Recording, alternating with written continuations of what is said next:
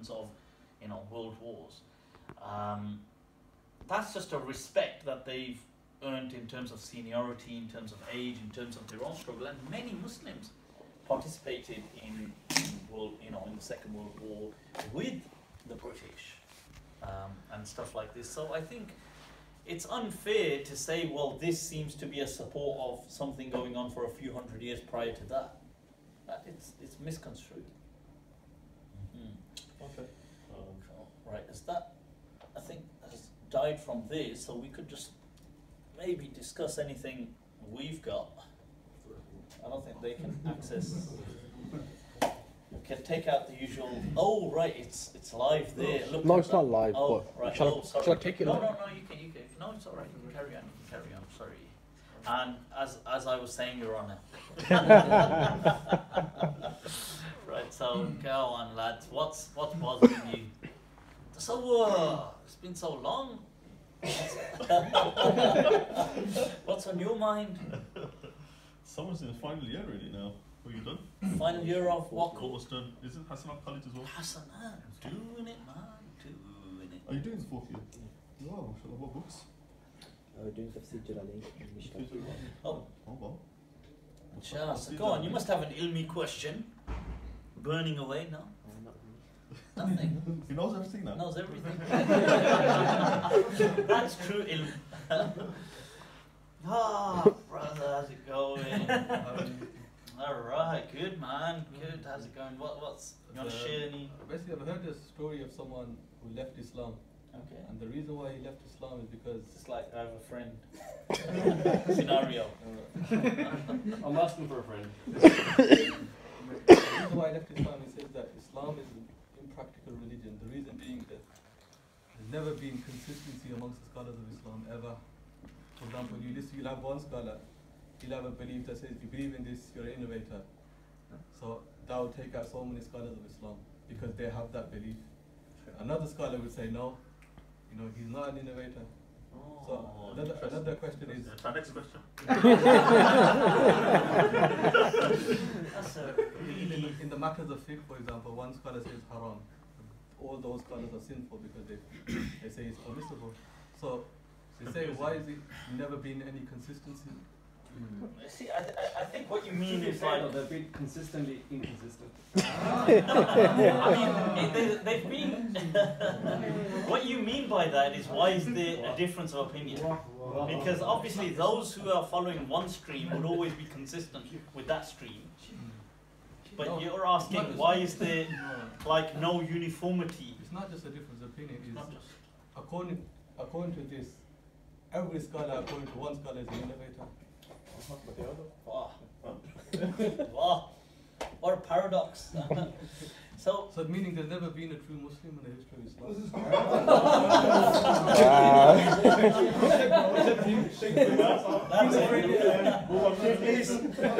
you know what it is? They just told munafiqeen. But that's between us. Alhamdulillah, we're upon the true iman.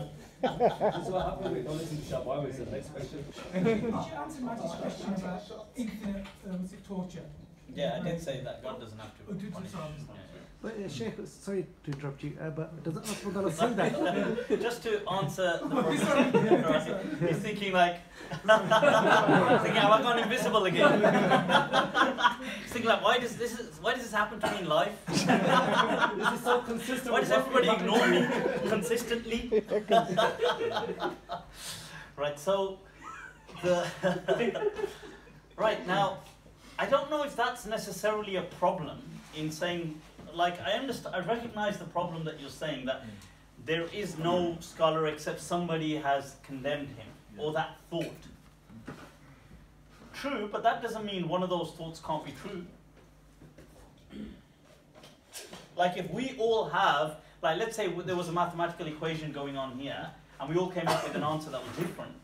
So technically, we're all claiming each other is wrong, but doesn't mean one of us can't be right. Yeah, but there's only one absolute truth, right? Allah, so is there an absolute truth? Allah, or is there a multiplicity of truths? What is truth and absolute? Because there's actually, interestingly enough, this is how open-minded the scholars of the past were, they debated this topic, that is truth absolute or is there a multiplicity of truths? So they called it هل الحق واحد أو متعدد أو تعدد الحق. So that can there be multiplicity of truths? It's a fascinating kind of, and I think Qadi Abu Bakr ibn Arabi went that way to say there could be multiplicity of truths, and I think maybe Qadi Ismail, Ibn Abd al-Bar and other people were very clear, no, truth is just one. No, I think Qadi Ismail was on that side, truth is just one. But the whole point that they debated this, that there could be multiplicity of truths, and we could all be right. And in Usul, there's a fascinating discussion, by the way, which I think is really fascinating, about what is the Sharia, what are rulings. And Subki brings it in his Jamal Jawami, and other people bring it as well, that it says, وَيَجُوزُ أَن يُقَالَ لِنَبِيٍّ احْكُمْ بِمَا شِئْتَ يَكُنْ هُوَ الصَّوَابُ. That it is conceivable that it is said to a prophet that you pass the judgment, whatever you rule by, that will be the truth. Not as in your judgment will coincide with the truth, but truth will be whatever angle you take. That is a very, not truth, but accuracy, as in being correct. And this is really interesting. Why? Because it goes to show that the Sharia, as I have argued, is actually a social remedy for the time. The rulings, the conduit, what it came through, the vehicle, was wahi, which may have been sacred. But the rulings per se were not sacred. And the rulings were simply a remedy for the problems of the time. And as the problems would change, the rulings would change. So, although the Quran is sacred, the overall message is sacred, but the actual ahkam per se are not sacred. They're a social remedy to the problems of the age they come to. And hence you have in the hadith that the Prophet is defining, for example, what you can do in the haram, which is a sacred place, and you can't uproot any plants, can't do anything. And then one of the companions says, "Illa al-idkhar ya Rasulullah," except idkhar, this plant, we really need that plant. And the Prophet says, "Okay, illa al-idkhar," there and then. That's fascinating. How did the Sharia just change there and then? Because the Prophet was doing this. Just as the person who says to the Prophet, he's telling them about Hajj in his final year, and he's telling them about Hajj, and the person says, "Afi kulli aamin ya Rasulullah," is it every year? And the Prophet says, "Law qultu na'am." No. Law qultu na'am. Law qultu na'am la wajabat. If I had said yes, it would have become wajib. This is one of the biggest evidences to show that the Prophet was legislating. So for the Prophet to legislate, it shows that these actions are important, but they were not a kind of pre-eternally divine purpose. Oh, God saying when there's going to be a creation, the whole reason is I want them doing this. This is just, it was a remedy for the society. And certain things stay, like rituals and things like that, and other things, as society changes, those rulings change. So that's I can't remember who asked the question now, but of course. So that's, yeah, so what else is going on, people? What else? Imam Asim al-Gharnati. Sheikh, I want to ask, the Quran as we have it today, is it word for word, every word in there, verbatim as Allah, as ये मेरे दुश्मन कहाँ से जमा हो गए? Or is there potential for some multiple contextualization, or the words not being exactly the way Allah, every single word as spoken by Allah? यारों ने भी हमको याद ना रखा, यारों ने भी हमको याद ना रखा, जून यारों के यार थे हम तो. You see the thing obviously about people who've got a death wish for me.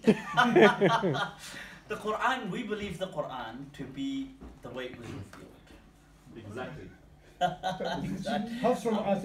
Now, you see, there's some things to understand that the Quran, when we say the Quran is exactly how it was revealed, the Quran was revealed with certain fluidity, as in the early Arabs did used to say certain things in different ways. They would say certain words. It's a bit like saying English is one, but the Americans may say certain things that we tend not to say. We may use different words. Or we may pronounce certain things differently, like let's just say, for example, the British say isn't. Yeah. Now, Americans wouldn't say isn't. They don't use isn't, is it? That's a British, solely a British thing.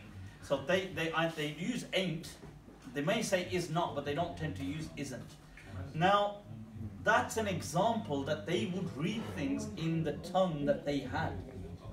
So the different tribes of Arabia had their dialects. So what we call the harakat and things like this varied. That is true, but all of that can be encapsulated by the letter, the actual, the outline of the Quranic word. So the way it can be said can be different. Doesn't it change the meaning sometimes? Sometimes it does have subtle nuances when it comes to the meaning being different. The problem is today we've spread this thing of saying every fatha, dhamma, kasra, vowel of the Quran is the same. And the problem is by drilling that into people, then along come the atheists and other Islamophobes and they say, aha, well, this and that ain't the same. How do you answer that? For example, like हमें क्या पता था कि Salman Rushdie is going to come to If I knew Salman Rushdie was going to be here. When Allah speaks to Musa alayhi salam, the first speech, the first time, like when it comes twice in the Quran, doesn't it? Yeah. How come it's different? How come it's different? So it couldn't be exactly the same. As in, Allah says, Innani anallah, and Inni anallah. So this is basically when Allah is speaking to Musa alayhi salam, it comes twice in the Quran, and then. But Allah is saying, and we said, and then He quotes what Allah says, and then the second time. But then when He quotes it in a different place, He quotes it differently. So the question is, the objection is, how can it be that Allah is quoting Himself for the same instant, but He's quoting it with subtle differences? Because it can only be one or the other. Or the other understanding is that the quotes are simply just to give you the meaning of what was being said, as opposed to, because in all honesty, Allah couldn't have said, sorry, let me rephrase that, it's been recorded before Khadim Hussain Rizvi responds. Right, so let me, Allah wouldn't have said to Musa alayhi salam, Inni an Allah, because that's Arabic and Moses didn't speak Arabic. So obviously it's not, Allah wasn't speaking Arabic to Moses. So the whole point is that these things were to convey a general meaning. But I think it is a good discussion. It's also a scary discussion. So Sheikh, you know when Allah spoke to Moses, the burning bush, what was the burning bush? What was the burning bush? A voice, or was that actually... Do you mean what was the bush? That was the bush. Well, how was it burning? Was it Allah? Was When the bush spoke? No, that was what is it? Right now, so right. First of all, what was the bush? How was the bush aflame? So that's something I have explained, that it was actually through volcanic kind of fumes that were from because Jabal al-Tur was actually a volcano. But there was a voice coming from it. Now, this kind of thing, obviously we don't know how that, no, there was no, it wouldn't have been like a voice like what we're saying. The question is, Allah says that oh, when he spoke, he addressed Moses. Now, we just generally, if we're just passing through, we just understand that. And people just don't read, oh, okay, Allah addressed Moses and told him go to the Israelites and do this and do that. Okay, fine. But then you might switch on, or your theologian mode, or your kind of inquisitive mode, and say, well, how did he do this? How did he speak? What do you mean? Like, was there voice coming? Were we all could other people hear it? Was it audible? Was it loud? Was it what? The truth is, none of these things are mentioned. And it's just left people to speculate. But most people, when they hear that, don't respond in that kind of manner. They just say, oh, so God addressed Moses. Was that, for example, something only Moses was internally hearing? Which most likely is probably something like that. Which would then question that this voice that he was hearing, if it was just in his head, I know some people would then say, oh, this was probably just a hallucination. And all these prophets, hence a lot of the atheists, or those that don't actually, or agnostic people that don't actually try to ridicule religion, but they disagree with it, they don't deny that these people made all these kind of huge, like they don't deny that Moses was a monumental figure and he did all these things in life and achieved, what he did. And neither do they deny necessarily that he heard these words. What they claim is that these words were in his head, were a hallucination. So it was part of his imagination speaking to him. Obviously, people who believe would say, no, that was the voice of God. That split is between faith and non-faith at that point. So we as Muslims would believe that was God. But then, so that's the point. So if we believe that this bush, right, the voice that came, so we're saying that. Oh, we're not saying the voice. You see, the voice doesn't come from the bush. It doesn't come from the bush, but the bush was a flame, and it kind of had that lure to it. That kind of like it had that. Because a bush generally just on fire and not being consumed. Right. Because the fumes were consistent and perpetuating. They weren't just kind of running out. So it wasn't just like if you put a normal bush on fire, it would just burn up and that's it.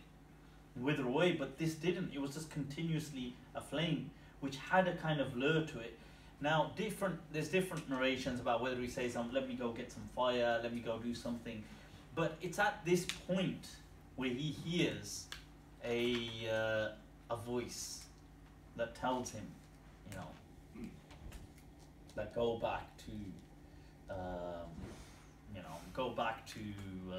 Pharaoh and so on and so forth and do these things. But yeah, so that's the.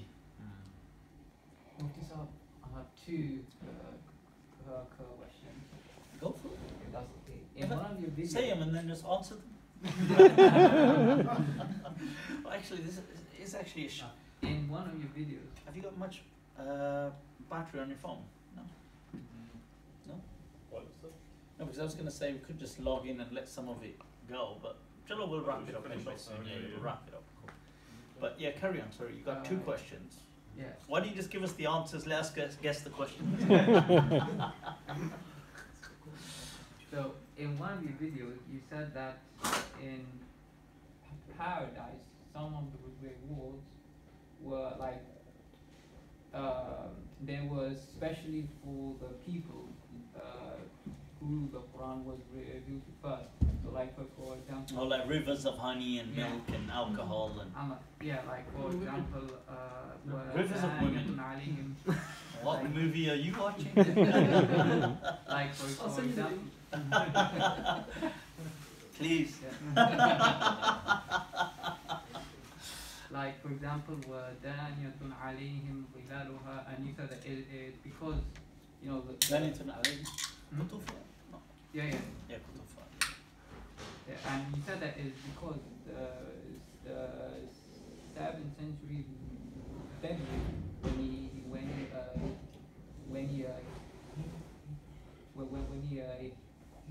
he hears that, he Resonates with him. yeah, but then it won't resonate with us. I mean, some things may, So why does the Quran give like Why focus on them? yeah? Why like, not focus on them? mankind as a whole? Yeah, basically, if the Quran was reviewed. So just to clarify the question, that why is paradise depicted the way it is with an allure to the 7th century Arab mindset? Yeah. Why not set it to kind of entice mankind of the future as well, Yeah. humanity of the future like us? So if somebody said to me, here's a river of honey, do you want to jump in it? What? I'd be like, or here's I don't know, milk. People would be like, Those games. those games. Huh? Be like, oh, cha. That's right. So we don't really find those things that attractive, or maybe you've got these servant boys, or maybe some people would find that. Why am I looking at Fahad? I don't. So the point is that these things. Why address them primarily? Because the Quran had to address some people. It could have made it generic. But then, by doing so, there was a great chance it wouldn't appeal to the actual community who were the first recipients. They were the first community, the effective community of Islam. They were a make or break deal. If they embraced Islam, Islam could prosper. If they didn't, Islam would just dilapidate. So, would you target them, or would you target other people that come much later on? Generally, you would target the host community because they are your primary focus. So addressing them with an oasis kind of thing, which even today, to be fair, people have that kind of picture of paradise as an oasis. That was the main thing, but saying things like, oh, there'll be shade and there'll be, stuff like this, it appealed to them. It may not appeal to so many people today, or if you lived in a cold country, saying there'll be shade, you'll be like, what the hell, I don't want shade. But, and some things I suppose will be universal, like I suppose the appeal for, one could argue, for sex is universal, although in the Quran it seems to be just more so about saying, well, there's going to be women, which leaves women today asking, well, what's for us? And could Muslim men say, me, of course, that's what they say. They say us. That's what. No, so even those verses of the Quran really ought to have been just for men and women. But it was just going by the day and age and the understanding. It wasn't meant to be this kind of technical. It later on it's like I said about Moses, the question. About Moses saying, well, look, God said, oh, and he addressed Moses. And people just heard that and they're fine with it. God spoke to Moses. Okay.